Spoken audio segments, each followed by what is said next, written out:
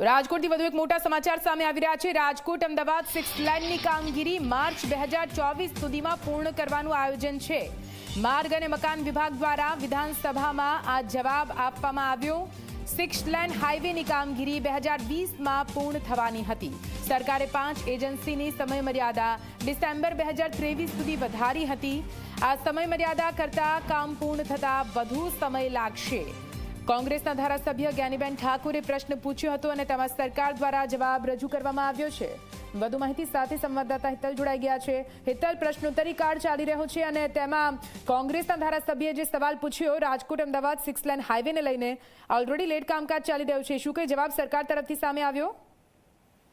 જી ચોક્કસ એવું કહી શકાય કે રાજકોટ જે અમદાવાદ 6 લેનનું કામગીરી ધીમેથી ચાલી રહી છે એના આયોજન પૂર્ણ કરવા અંગે જ્ઞાનીબેન ઠાકોરે પ્રશ્ન કર્યો હતો અને તેમાં ક્યાંક ને ક્યાંક 2020માં પૂર્ણ થવાનું હતું, પણ 5 એજન્સીઓની સમય મર્યાદા ડિસેમ્બર 2023 સુધી વધારી દેવાની વાત કરવામાં આવી હતી અને વહેલામાં વહેલી તકે પૂર્ણ થાય એ દિશામાં સરકાર કામગીરી કરી રહી છે એ વાત સરકાર દ્વારા કરવામાં આવી છે। પણ સીધી રીતે સરકારે પણ સ્વીકાર કર્યો છે કે આ કામગીરી ધીમી ચાલી રહી છે।